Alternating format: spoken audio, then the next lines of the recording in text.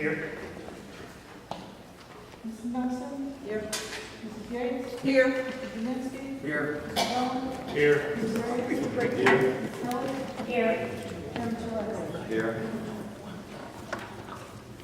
Okay, moving forward. Need to have a discussion on the D1 variance, which is a use. Can you speak up? D1 variance, which is a use of principal structure in a district restricted against such use for principal structure. All right. So, Mr. Kaczynski, can you explain?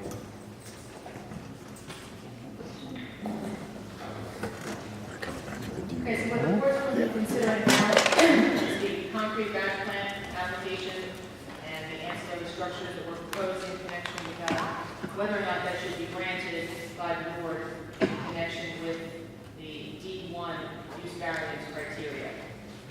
And again, acknowledge exactly what that is, and your planner will go into a little bit more with regard to the proofs. But what I would like to address first from a legal standpoint is that at the conclusion of the last meeting, there was a question raised by counsel for the interested party as to whether or not the application was amended to include a request for a D1 variance. It was perfectly clear that the notice that was provided by the applicant included not only a request for certification of pre-existing non-conforming use, but also in the alternative that a D1 variance was also requested. Everyone was on notice of that by way of publication, and also all property owners within 200 feet were also provided with a copy of that amended notice. And then the applicant and the interested parties and everyone spoke and presented testimony in connection with that. What I need this board to consider now is whether or not that required an amended application. Because from what we found, there was no formal written amendment to the application. Case law, specifically Schmidt-Hauser versus Planning Board, that's a 2009 appellate division case 408 NJS 1, discusses this issue. And the court there held that in that instance, an application did not need to be formally amended because the relief that was asked for did not change the substance of the application itself. There were no new structures that were proposed. The application remained the same. It was just the relief that was requested of the board. And a lot of times that will happen in connection with applications. You will find on the fly that certain variances are found to be necessary. That's why a lot of times notices include what we call a catch-all, any and all other relief being necessary. However, case law specifically also shown that use variances cannot fall within that catch-all. And that's why additional notice was given here, not only to the public, publication, but also to all property owners within 200 feet. So there are very similar proofs for both the D1 and the D2, but what I'm going to ask this board to consider, and Mr. Chairman, I think we should take a vote on whether or not the substance of the application changed according to the case law that I cited and the facts that we know that would require, again, a formal written amendment. It was discussed, it was in the notice, it was sent to property owners within 200 feet. So now the board needs to make a determination as to whether that D variance in the alternative. And remember, what happened was there was an application before you for a pre-existing non-conforming use. The board voted that that was a pre-existing non-conforming use, the concrete batch plan. Then you had to do step 2, which was decide whether or not that use was abandoned. Tonight you decided that use was abandoned. So now what the applicant is asking is for you to approve that use by way of a different mechanism within the municipal land use law, subject to what Jane is going to explain to you. That's where you get the D1 use variance. I need a clarification. You just voted stating that the plant non-conforming use was abandoned. Correct. So why are we voting to add non-conforming use? Well, that is The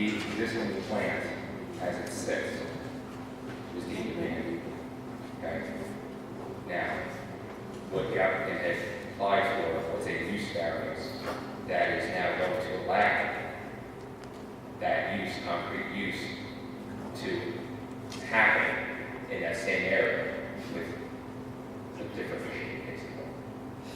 All right? So abandonment is of the structure, and this is now the use of, with a different method. And remember, we all sat, we deliberated on, and you started asking me what the definition in the case law of abandonment was.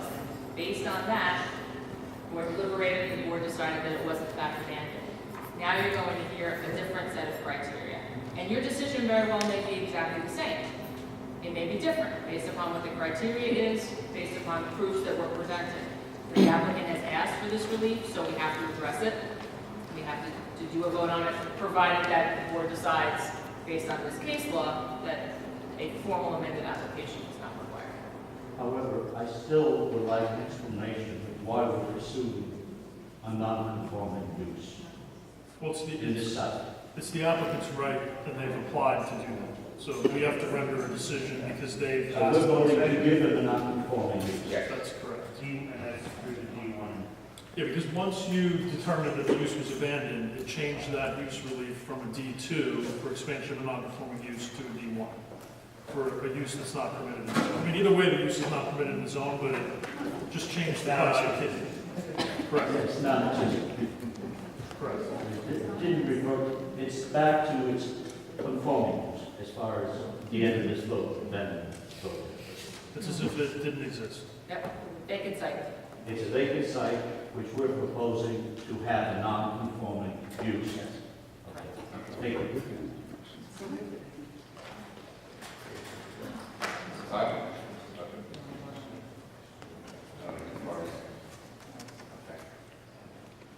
All right, so need a vote from the board, all right, on whether or not the amendment to the application requesting D1, okay, with all the proofs that were given to us in the hearing, and that's adequate for us to move forward with getting and voting on a D1 use variance.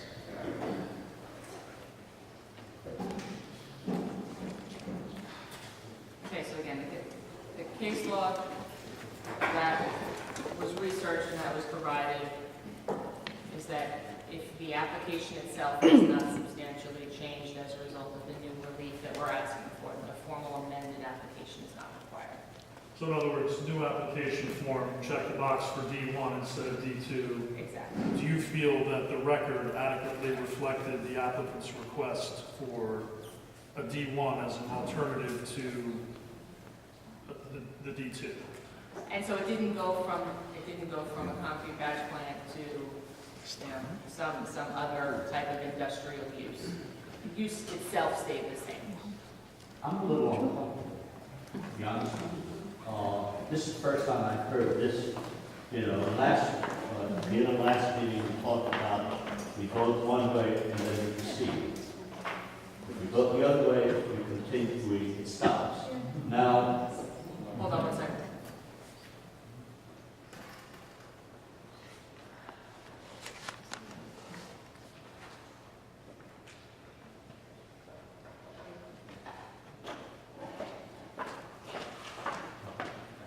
I just feel it's almost like, here's another chance.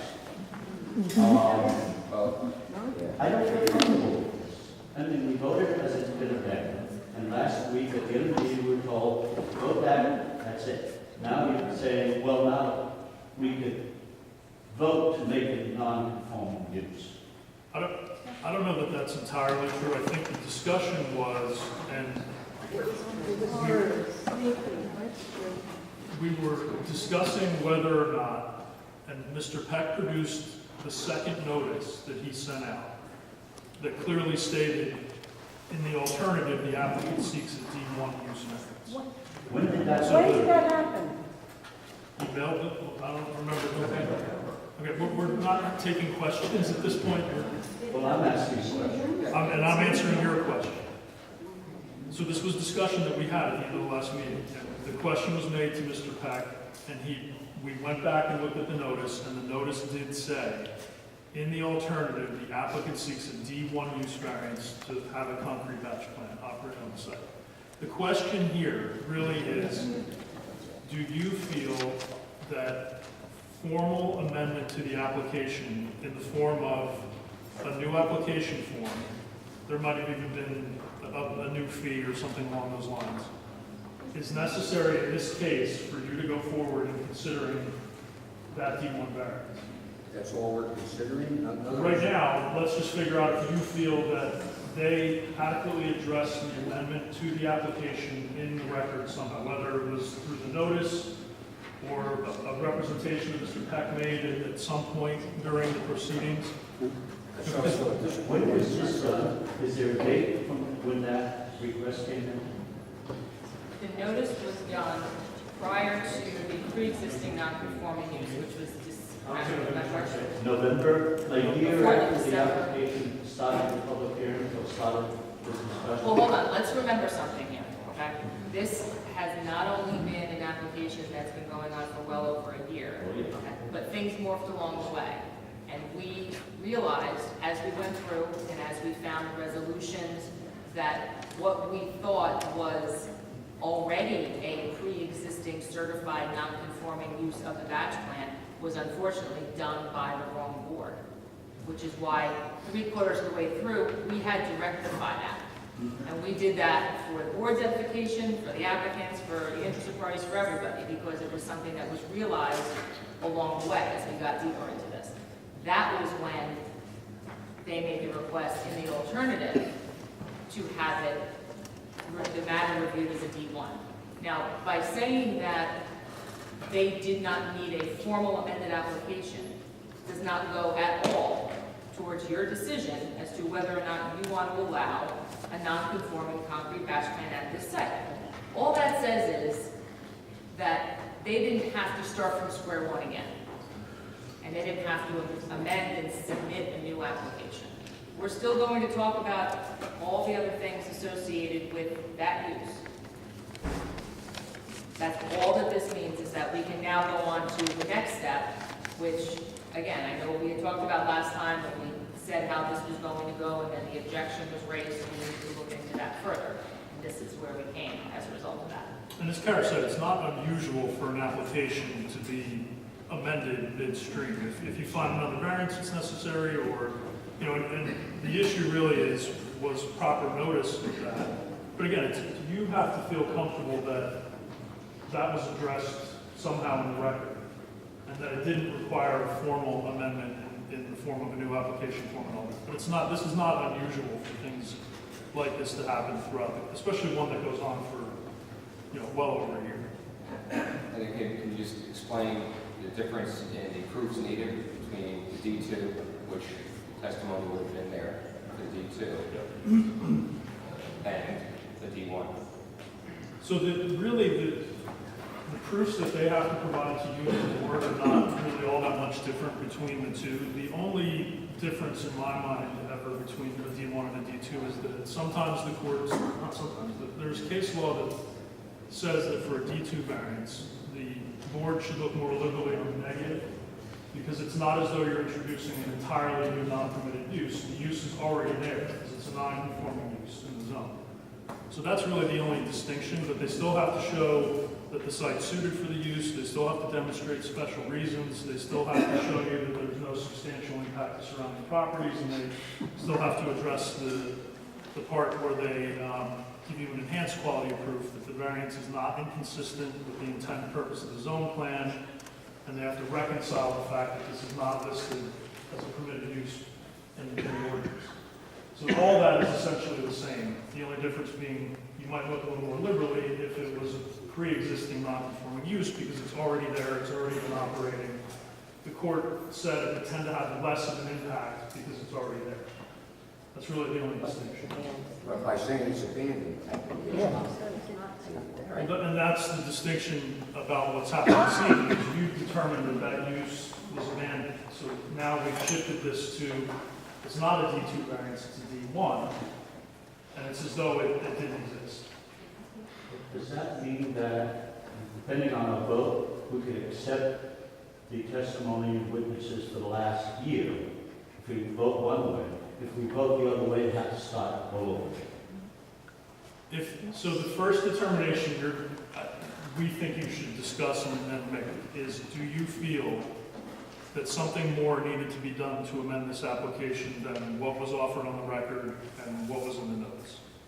I think that's a decision that you guys have to be comfortable with. If you decide that, yes, it was adequate, they addressed it in the notice, it was discussed, then you could go forward with the consideration of the D1 practice.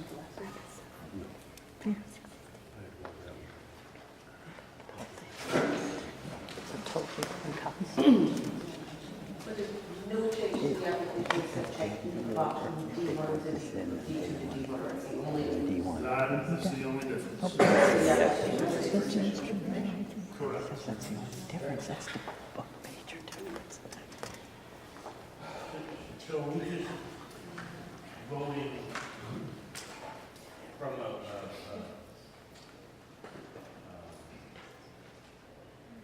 did they check the box properly, or are we voting as to whether the case was presented to us in the proper fashion? That's part two.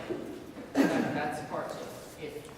Again, the way that they amended the application and sought this additional relief was not by giving you a new piece of paper with that box checked off.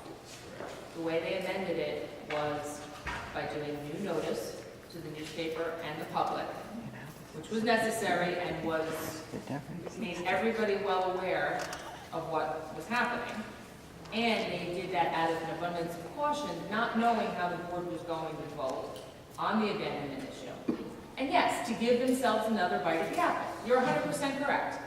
Because they don't want to, nor do I know if they necessarily can, come back with a brand new application. So to tie all of this up in a vote tonight and to make a determination on all of these issues, my recommendation that we continue forward.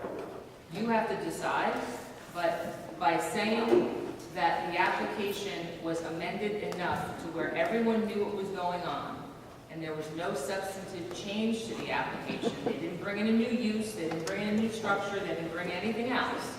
All they did was not check off this new box on a piece of paper, only allows you to now move forward and make the next decision, which is whether or not we want to allow them to bring this new concrete batch plan use onto the property.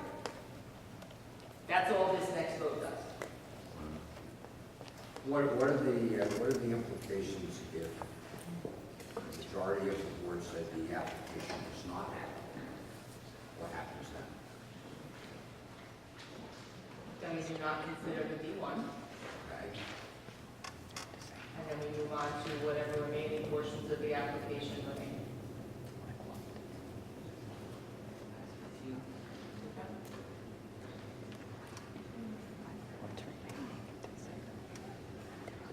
Any other questions? They're all non-conforming because they're not So I'm still a residential. little confused, so we're made of this stuff, but we're really voting on kind of Speak up. did they check the box properly or not, and not whether they presented a case geared towards a new non-conforming use.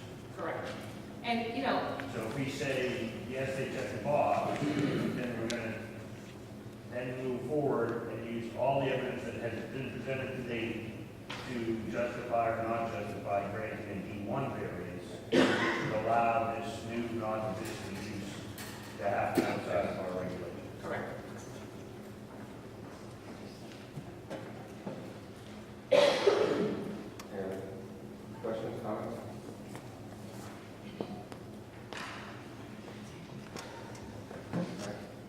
Need a motion? To allow, to move forward with D1. Variance added to the application.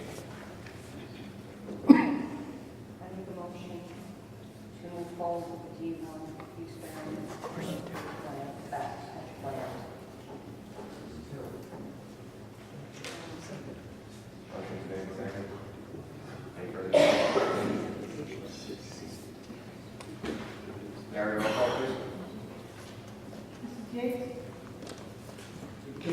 way where yes vote signifies? Yes vote is moving forward with the D1. The application has been amended to include a request for a D1 variance. Thank you. Yes. Mr. Juminski? No. Ms. Nelson? Yes. Mr. Dolan? Yes. Mr. Reyes? No. Ms. Kelly? Yes. Chairman Shuey? I'm sorry? Yes. Okay, that is 5-2. Yes, correct. Okay, moving forward on the D1.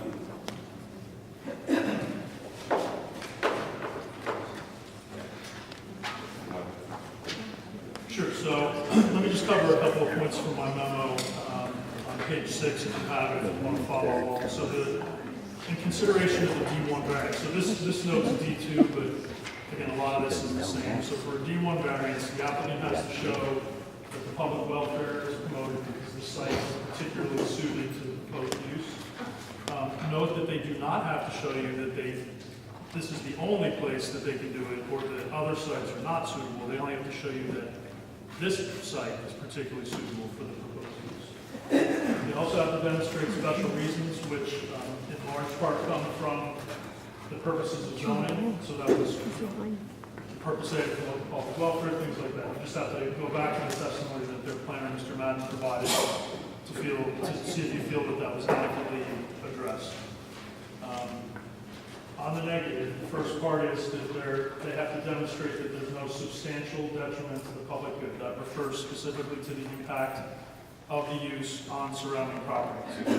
So here, the word substantial is significant because it's you, the board, weighing. Obviously, with a use that's not permitted in the zone, you're going to have some impact on surrounding properties and on the zone plan and zoning ordinance. Your job is to figure out if that rises to the level of being substantial in your mind. So a substantial impact to surrounding properties by permitting this use. The second part of this is that they have to show that it's not inconsistent with the intent and purpose of the zone plan and zoning ordinance. Proof that has to reconcile the fact that the governing body does not list this as a permitted use in the ordinance.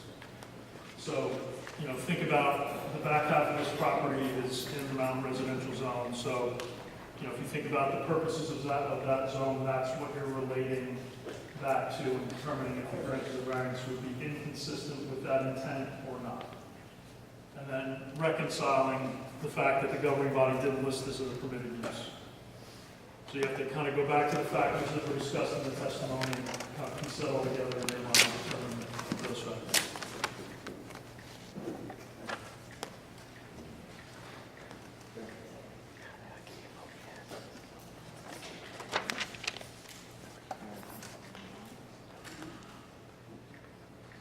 Okay.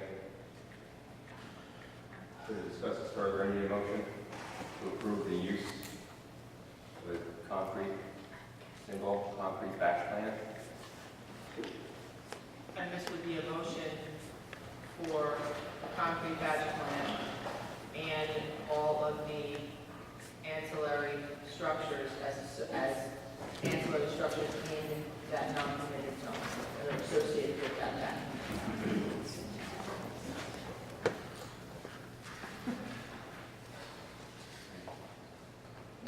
Moving forward, motion with D1 variance for the use of the concrete batch plant along with accessory structures in split zoning.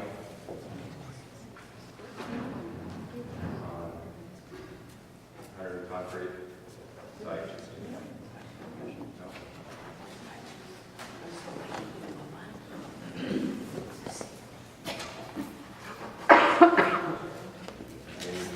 Need a motion to move forward. This is a motion to approve. This is our vote, we're discussing. Oh, right, so I need a second. Second. Motion made and seconded. And the motion, again, just to be clear, is the motion to approve the D1 variance for the concrete batch plant and the associated structures in the residential zone.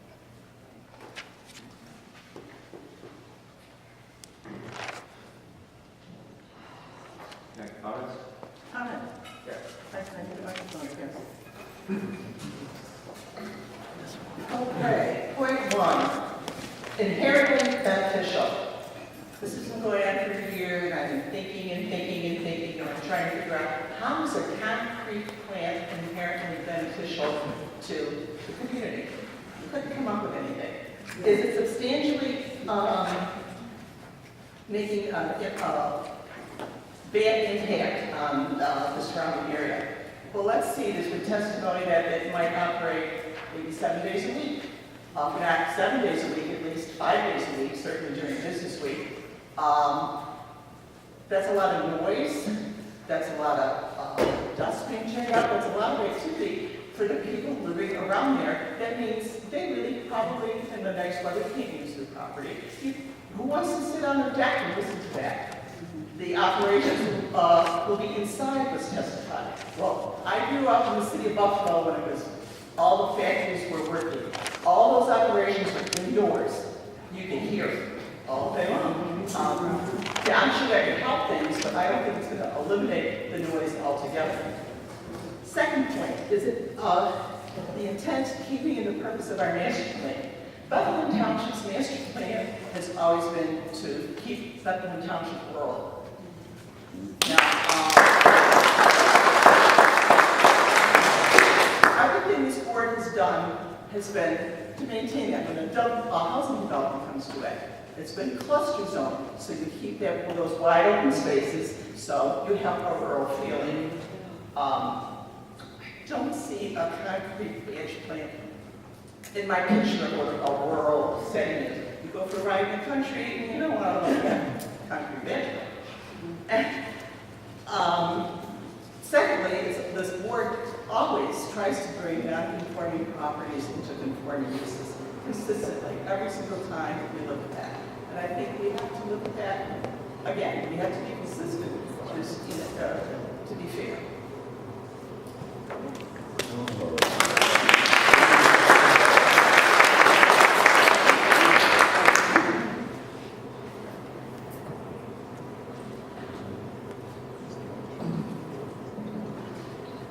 Okay, actually I was hoping, I voted against saying it's abandoned so we could start anew, because honestly, I have questions about some of the issues on the negative side. Going down from traffic, it's nice that traffic runs very well within the property. It doesn't stay within the property. It goes to the community. We have no data and figures or study as to what happens to the community with this traffic. It could be very little, it could be a lot, but it was not studied. Similar with water, the neighbors are drinking that same water. There was no monitoring, very little information on the usage. We were told that it was less than the previous one. That's not sufficient. The height, the visual impact, 80 feet. And I'm sorry, a balloon tied to an 80-foot string doesn't work for me. Noise. I also lived in a factory in the past, and noise does get in. Dust, air. In my mind, these issues were not fully addressed. There was not enough data. There was a lot of antidotes and a lot of comparison to previous things, but I want to see the data. So I think, in my opinion, the positive would have a taxpayer, so the negative in our community, I think, just overwhelms everything. So I'm a no.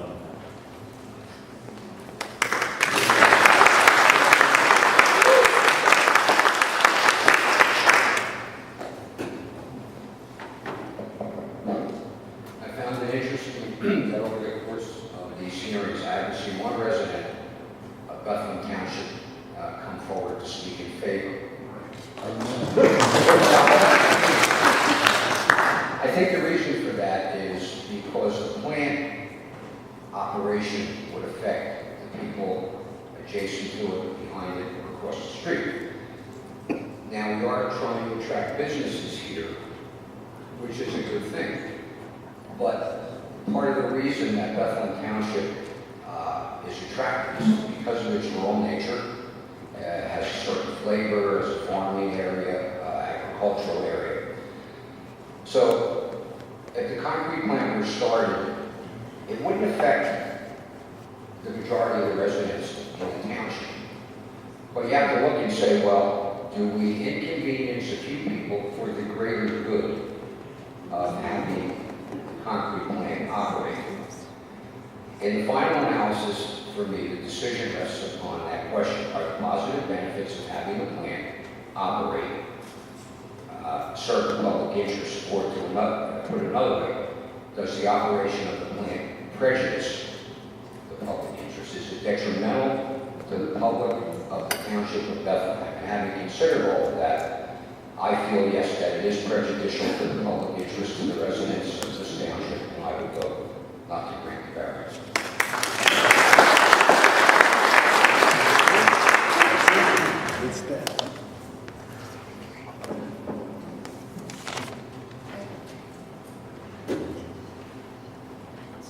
I've sat on the Board of Adjustment Planning Board for 17 years. I look at the applicant and I look at any interested party very, very seriously. Everybody has a right, just as a homeowner has their right to their property, any industrial property, commercial property owner has a right to their property. Everybody is a taxpayer on both sides. With the use of that property being a concrete plant for the years that I was, the right to continue that use makes sense. And it's a legal requirement to allow that to happen. With the vote tonight, basically extinguishes any concrete action there. So there is no concrete plant, so now we can go from based on testimony that I heard or did not hear,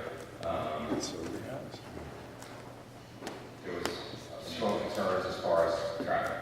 We did not get an official traffic study. We are moving up and down Route 173, which is a graded road. It has concerns with trucks moving up and down as far as speeds go. So that's one issue I'd like to have seen, which I did not see. I think probably one of the strongest things in 2004, Highlands came through, and we as a town are completely encompassed in the Highlands protected area. And when we made that decision, we as a town decided that that was an incredibly important decision, so that we could watch and be careful of development that's in the area. So a lot's changed since 1960 to now. So based on that, not having any sort of water test in a new application, I would like to see water testing done, which naturally was not done. The other item is the age of the homes that are on the rim, which would be most affected by noise. We didn't have any sort of noise study done, and that is important moving forward with the new use. All right, so based on that, I would be voting no.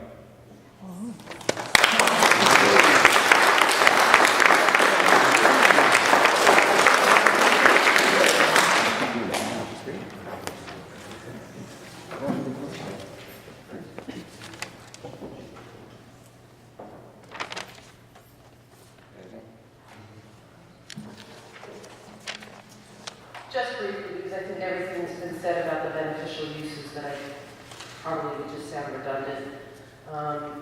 With regards to the traffic, I drive Route 173 every day.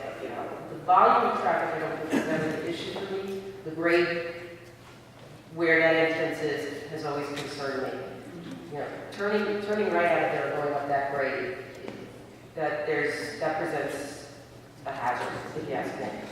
I've not been on this board as long as you, Kenny, so my perspective is probably a little different as a somewhat newer resident in town, so that you can tell I do care about, you know, the reasons why I moved here and, you know, how I, you know, perceive the town meeting.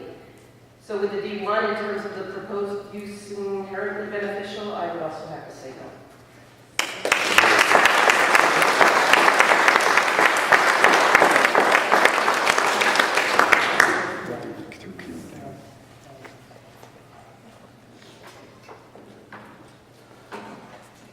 With 173,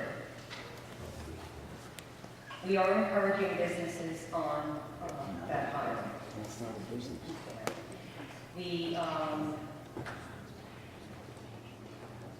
The benefits of having the business there, whether it be a concrete plant or another business, that property is suited for a concrete plant.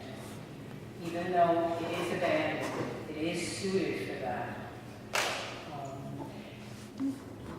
The trucks in the past have gone up and down that road.